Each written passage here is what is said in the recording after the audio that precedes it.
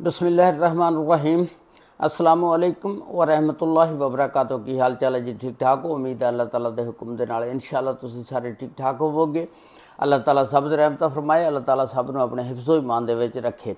अज दे vlog दे विच मैं तुहानूं एक इंतहाई अफसोसनाक वाक़या जिहड़ा फैसलाबाद अब्दुल्लापुर दे इलाके दे विच पेश आया कि एक लड़की जिहड़ी आ अपनी सहेली दे घर आंदी आ। ਉਹਦਾ ਭਰਾ ਪਿੱਛੋਂ ਫਿਰ ਆਂਦਾ ਤੇ ਆ ਕੇ ਸਹੇਲੀ ਦੇ ਘਰ ਵਾਲਿਆਂ ਨੂੰ ਵਿੱਚੇ ਸਹੇਲੀ ਨੂੰ ਜਿੰਨੇ ਵੀ ਹੁੰਦੇ ਨੇ ਆਂਦਾ ਤੇ ਆ ਕੇ ਤੇ ਚੰਗਾ ਪਿਸਟਲ ਦੇ ਨਾਲ ਬੱਟ ਮਾਰਦਾ, ਬੱਟ ਮਾਰ ਕੇ ਤੇ ਹਵਾਈ ਫਾਇਰਿੰਗ ਕਰਦਾ ਹੈ, ਦੌੜ ਜਾਂਦਾ। ਔਰ ਉਹ ਜਿਹੜੀ ਲੜਕੀ ਸੀ ਉਹ ਕਿਉਂ ਆਪਣੀ ਸਹੇਲੀ ਦੇ ਘਰ ਆਈ, ਫਿਰ ਉਹਦੇ ਭਰਾ ਨੇ ਕਿਉਂ ਉਹਨਾਂ ਦੇ ਉੱਤੇ ਫਾਇਰਿੰਗ ਕੀਤੀ, ਉਹਨਾਂ ਨੇ ਕਿਉਂ ਮਾਰਿਆ, ਉਹਨਾਂ ਦੀ ਸਾਰੀ ਤਫਸੀਲਾਤ ਅੱਜ ਦੀ ਇਸ ਵੀਡੀਓ ਦੇ ਵਿੱਚ ਮੈਂ ਤੁਹਾਨੂੰ ਦੱਸਾਂਗਾ। ਉਹ ਜਿਹੜੀ ਸਹੇਲੀ ਆ ਉਹ ਕਿਸੇ ਵਜ੍ਹਾ ਦੇ ਨਾਲ ਨਹੀਂ ਨੱਠ ਕੇ ਆਈ ਸੀ ਤੇ ਉਹਦੀ ਹੋਰ ਵਜ੍ਹਾ ਸੀ।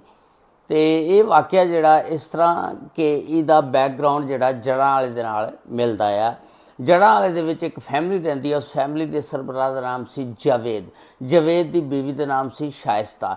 ਇਹਨਾਂ ਦੇ ਦੋ ਬੱਚੇ ਸੀ, ਇੱਕ ਬੇਟਾ ਇੱਕ ਬੇਟੀ। ਬੇਟਾ ਜਿਹੜਾ ਸੀ ਉਹਦਾ ਨਾਮ ਨਾਸਰ ਸੀ, ਉਹਦੀ ਉਮਰ 22 ਸਾਲ ਸੀ। ਬੇਟੀ ਜਿਹੜੀ ਸੀ ਉਹਦਾ ਨਾਮ ਰਬਾਬ ਸੀ, ਉਹਦੀ ਉਮਰ 24 ਸਾਲ ਸੀ। ਹੁਣ ਜਿਹੜੀ ਬੇਟੀ ਆ ਇਹ ਸੋਸ਼ਲ ਮੀਡੀਆ ਦੇ ਜ਼ਰੀਏ ਦੀ ਸੱਟੀ ਕਿਸੇ ਨਾਲ ਲੱਗ ਜਾਂਦੀ ਆ ਆਤਫ ਨਾਮੀ ਲੜਕੇ ਦੇ ਨਾਲ। ਬਸ ਫਿਰ ਇਹ ਦੋਨੋਂ ਮਿਲ ਕੇ ਇੱਕ ਦੂਜੇ ਦੇ ਨਾਲ ਕਹਿੰਦੇ ਨੇ ਕਿ ਆਪਾਂ ਸ਼ਾਦੀ ਕਰ ਲਈਏ। ਇਹ ਦੋਨੋਂ ਜਿਹੜੇ ਨੇ ਆਤਫ ਔਰ ਰਬਾਬ ਇਹ ਆਪਣੇ ਮਾਂ ਪਿਓ ਦੇ ਨਾਲ ਗੱਲ ਕਰਦੇ ਨੇ, ਲੇਕਿਨ ਦੋਨਾਂ ਦੇ ਮਾਂ ਪਿਓ ਜਿਹੜੇ ਨੇ ਉਹ ਮੰਨਦੇ ਨਹੀਂ ਹੈਗੇ। ਉਹ ਕਹਿੰਦੇ ਨੇ ਨਹੀਂ ਅਸੀਂ ਖੁਦ ਤੁਹਾਡੀ ਸ਼ਾਦੀ ਕਰਾਂਗੇ।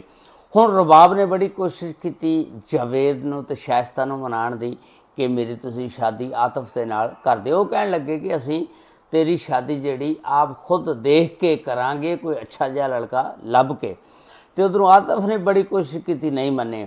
ਹੁਣ ਆਤਫ ਜਿਹੜਾ ਨਾ ਘਰੋਂ ਸਟਰੋਂਗ ਆ, ਮਜ਼ਬੂਤ ਆ ਔਰ ਪੈਸੇ ਵਾਲਾ ਬੰਦਾ ਆ, ਅਮੀਰ ਆ। ਜਿਹੜੇ ਇਹ ਆ ਰਬਾਬ ਇਹਦਾ ਵਾਲਦ ਜਾਵੇਦ ਜਿਹੜਾ ਇਹ ਜ਼ਰਾ ਕੁਝ ਮਾਠੇ ਹੁੰਦੇ ਨੇ, ਇਹ ਏਡੇ ਅਮੀਰ ਨਹੀਂ ਹੁੰਦੇ ਹੈਗੇ। ਆਤਫ ਨੇ ਗੱਡੀ ਛੱਡੀ ਵੀ ਰੱਖੀ ਹੁੰਦੀ ਆ, ਚੰਗਾ ਅਮੀਰ ਹੁੰਦਾ। ਹੁਣ ਰਬਾਬ ਜਿਹੜੀ ਆ ਜਿਸ ਵੇਲੇ ਆਪਣੇ ਮਾਂ ਪਿਓ ਨੂੰ ਕਹਿੰਦੀ ਆ, ਜਿਸ ਵੇਲੇ ਨਹੀਂ ਮੰਨਦੇ ਤੇ ਆਤਫ ਤੇ ਰਬਾਬ ਫੈਸਲਾ ਕਰਦੇ ਨੇ ਕਿ ਆਪਾਂ ਨੱਸ ਕੇ ਤੇ ਸ਼ਾਦੀ ਕੋਰਟ ਮੈਰਿਜ ਕਰ ਲਈਏ। ਜਿਸ ਵੇਲੇ ਇਸ ਗੱਲ ਦਾ ਰਬਾਬ ਦੇ ਵਾਲਦੈਨ ਨੂੰ ਜਾਵੇਦ ਨੂੰ ਪਤਾ ਲੱਗਦਾ ਤੇ ਜਾਵੇਦ ਜਿਹੜਾ ਉਹ ਨਾ ਇਹਨੂੰ ਰਬਾਬ ਨੂੰ ਮਾਰਦਾ ਕੁੱਟਦਾ ਚੰਗਾ ਤੇ ਉਹਦੇ ਕੋਲੋਂ ਮੋਬਾਈਲ ਖੋਹ ਲੈਂਦੇ ਨੇ। ਉਸ ਤੋਂ ਬਾਅਦ ਰਬਾਬ ਨੇ ਐਸਾ ਡਰਾਮਾ ਖੇਡਿਆ ਕਿ ਉਹਨਾਂ ਦੇ ਦਿਲ ਜਿੱਤੇ। ਉਸ ਤੋਂ ਬਾਅਦ ਉਹਨੇ ਕਿਹਾ ਅੰਮੀ ਅਬੂ ਤੁਸੀਂ ਬੜਾ ਅੱਛਾ ਫੈਸਲਾ ਕੀਤਾ ਜਿਹੜਾ ਮੇਰੀ ਸ਼ਾਦੀ ਤੁਸੀਂ ਆਤਫ ਦੇ ਨਾਲ ਨਹੀਂ ਕੀਤੀ ਹੈਗੀ। ਤੇ ਖੈਰ ਉਹਨੇ ਨਾ ਆਪਣੇ ਮਾਂ ਪਿਓ ਦੇ ਦਿਲ ਜਿੱਤ ਲਏ, ਉਹਨਾਂ ਨੂੰ ਮੁਤਮਿਨ ਕਰ ਲਿਆ ਵੀ ਮੈਂ ਹੁਣ ਬਿਲਕੁਲ ਠੀਕ ਹੋ ਗਈ। ਅੱਛਾ, ਘਰਦਿਆਂ ਨੇ ਮੋਬਾਈਲ ਵੀ ਖੋ ਕੇ ਰੱਖ ਲਿਆ ਸੀ। ਘਰਦਿਆਂ ਨੇ ਮੋਬਾਈਲ ਫਿਰ ਦੇ ਦਿੱਤਾ। ਜਿਸ ਵੇਲੇ ਮੋਬਾਈਲ ਦਿੱਤਾ ਫਿਰ ਉਹਨੇ ਆਤਫ ਦੇ ਨਾਲ ਰਾਬਤਾ ਕੀਤਾ ਤੇ ਘਰੋਂ ਆਤਫ ਦੇ ਨਾਲ ਰਾਬਤਾ ਕਰਕੇ ਤੇ ਨੱਠ ਗਈ।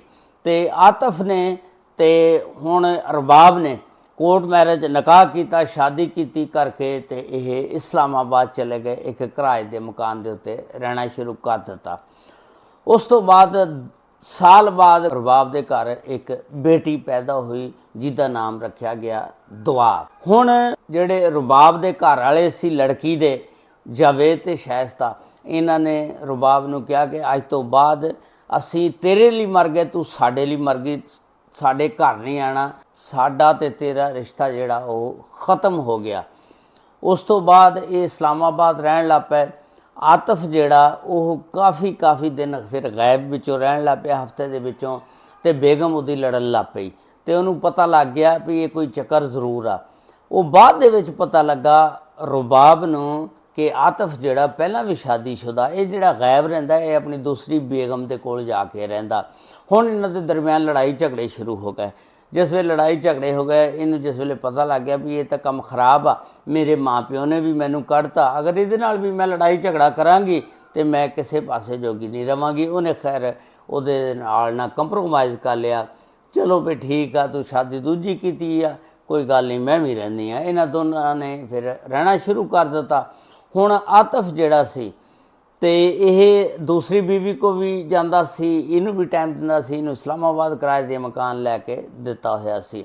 ਹੁਣ 2 ਸਾਲ ਬਾਅਦ ਨਾਸਰ ਜਿਹੜਾ ਉਹ ਇਸ ਤਰ੍ਹਾਂ ਕੰਮ ਕਰਦਾ ਕਿ ਇੱਕ ਜ਼ੈਨਬ ਨਾਮੀ ਲੜਕੀ ਦੇ ਨਾਲ ਨਾ ਨਸਾ ਕੇ ਉਹਦੇ ਨਾਲ ਸ਼ਾਦੀ ਕਰ ਲੈਂਦਾ।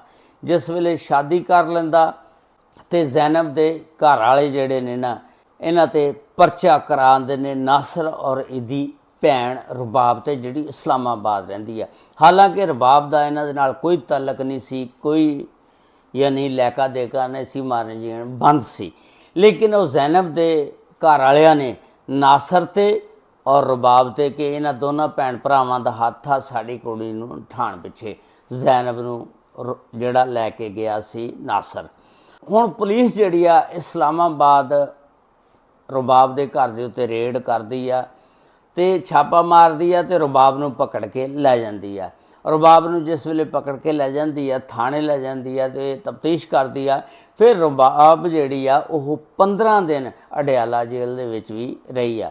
ਜਿਸ ਵੇਲੇ ਆਤਫ ਨੂੰ ਪਤਾ ਲੱਗਦਾ ਕਿ ਮੇਰੀ ਬੇਗਮ ਨੂੰ ਪੁਲਿਸ ਪਕੜ ਕੇ ਲੈ ਗਈ ਆ, ਬੜੀ ਬੇਇੱਜ਼ਤੀ ਮਹਿਸੂਸ ਕਰਦਾ। ਚੰਗਾ ਸਟਰੋਂਗ ਹੁੰਦਾ ਨਾ ਪੈਸਿਆਂ ਵੱਲੋਂ, ਉਹ ਫਿਰ ਜ਼ਮਾਨਤ ਵਗੈਰਾ ਕਰਾ ਲੈਂਦਾ, ਕਰਾ ਕੇ ਤੇ ਘਰ ਲੈ ਆਉਂਦਾ।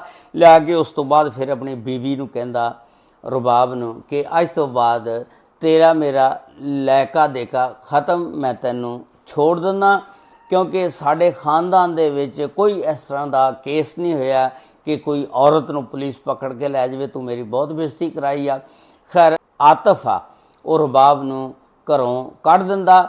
ਔਰ ਹੁਣ ਰਬਾਬ ਜਿਹੜੀ ਆ ਉਹ ਵਿਚਾਰੀ ਕੁਝ ਵੀ ਨਹੀਂ ਕਰ ਸਕਦੀ ਸੀ, ਕਿਉਂਕਿ ਉਹਨੇ ਨਾਤਾ ਤੋੜ ਲਿਆ ਸੀ, ਰਿਸ਼ਤਾ ਤੋੜ ਲਿਆ ਸੀ ਆਪਣੇ ਮਾਂ ਪਿਓ ਨਾਲੋਂ। ਹੁਣ ਉਹ ਮਾਂ ਪਿਓ ਦੇ ਘਰ ਵੀ ਨਹੀਂ ਸੀ ਜਾ ਸਕਦੀ।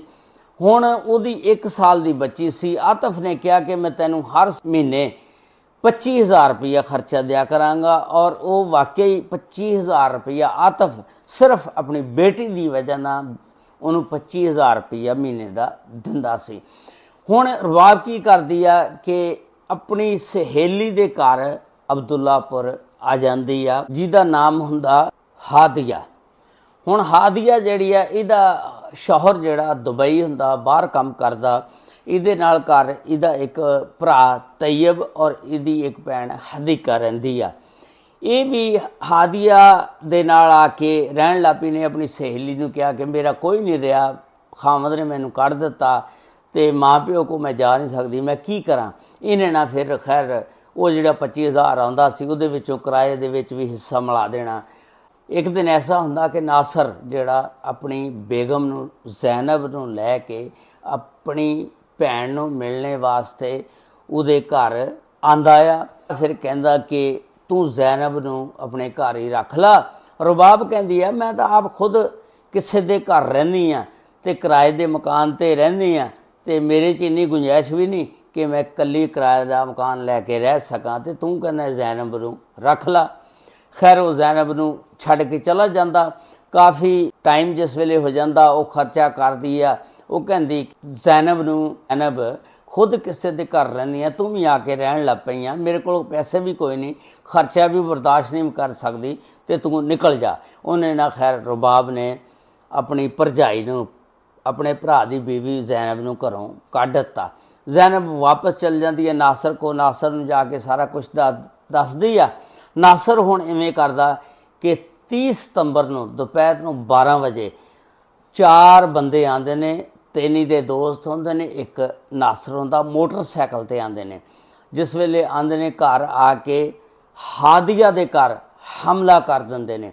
ਜਿਸ ਵੇਲੇ ਹਮਲਾ ਕਰਦੇ ਨੇ ਉਹ ਜਿਹੜੀ ਉਹਦੀ ਭੈਣ ਰਬਾਬ ਹੁੰਦੀ ਆ ਉਹ ਬੈਕਰੀ 'ਤੇ ਗਈ ਹੁੰਦੀ ਆ ਬੱਚੀ ਨੂੰ ਕੋਈ ਚੀਜ਼ ਲੈ ਕੇ ਦੇਣ ਵਾਸਤੇ, ਤੇ ਘਰ ਆਉਂਦੇ ਨੇ ਦੇਖਦੇ ਨੇ ਉਹਨਾਂ ਦੀ ਭੈਣ ਤਾਂ ਹੈ ਨਹੀਂ। ਨਾਸਰ ਨੇ ਕਿਹਾ, ਉਹਨਾਂ ਨੇ ਨਾ ਹਾਦੀਆ ਨੂੰ ਚੰਗਾ ਮਾਰਿਆ, ਕੁੱਟਿਆ, ਤੇ ਹਾਦੀਆ ਨੇ ਕੋਈ ਜ਼ੇਵਰ ਜ਼ੂਵਰ ਪਾਇਆ ਸੀ, ਅੰਗੂਠੀਆਂ ਵਗੈਰਾ ਉਹ ਖਲਵਾ ਲਈਆਂ। ਉਸ ਤੋਂ ਬਾਅਦ ਉਹਨਾਂ ਨੇ ਉਹਦੀ ਭੈਣ ਹਦੀਕਾ ਨੂੰ ਵੀ ਚੰਗਾ ਮਾਰਿਆ ਮੂਰਿਆ, ਉਹਨੂੰ ਚਾਰਪਾਈ ਦੇ ਨਾਲ ਬੰਨ੍ਹਤਾ।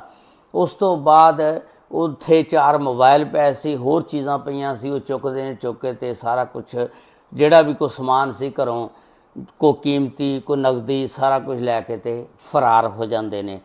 जिस वेले अरबाब वापस दुकान तो घर आंदी आके देख के हैरान हो जाती है, परेशान हो जाती है भी ये की मामला बनया। हादिया ने दसिया कि तेरा भरा आया सी और इस तरह करके चला गया। फिर ये 15 ते कॉल करते हैं, पुलिस आती है। फिर एक नामजद परचा जिहड़ा वो नासर दे उत्ते और 3 नामलूम अशखास जिहड़े हुंदे ने उन्हां दे उत्ते दर्ज हो जाता और पुलिस थाना मनसूराबाद दी जिहड़ी आ वो इसकी तहकीकात फिर करती आ और इन्हां नूं चुकदी आ ते चुक के हस्पताल पहुँचा दिंदी आ। जिस वेले पुलिस रुबाब दा भी मोबाइल ले लैंदी आ और रुबाब नूं कहंदी आ कि तूं भी विच इहदे शामिल जरूर होएगी क्योंकि तूं प्लानिंग दे नाल बेकरी दे विच चले गई सी अपनी बच्ची नूं चीज़ लैण दे बहाने ते ये तेरे भरा ने ते तूं दोनों ने रल के काम कीता। खैर रुबाब जिहड़ी सी उन्हें सारी ये गल क्लीयर की। उन्हें कहा मेरा तो उन्हां दे नाल मरना जीना खत्म आ, मैं तो अपनी सहेली दे घर आई सी ते इस तरह रहिंदी सी ते इस तरह। खैर पुलिस जिहड़ी आ हुण इस वाक़े की तहकीकात कर रही है और नासर नूं फड़ने की कोशिश कर रही है जिहड़ा हजे तक फरार आ। घर वाले जिहड़े ने हदीका वो कहती है कि पुलिस दे अगे मैं रिक्वेस्ट करती हाँ कि मेरा समान लुटिया होया 4 मोबाइल जेवर वगैरह जो भी नकदी लै गए ने वो मैनू वापस किया जाए। ये सी अज का व्लॉग जिहड़ा मैं तुहाडे नाल शेयर किया। देखो तुसी एक लड़की पहला घरों नस के गई, फिर उहदे भरा ने नसा लिया, पूरा खानदान ही तबाह हो गया।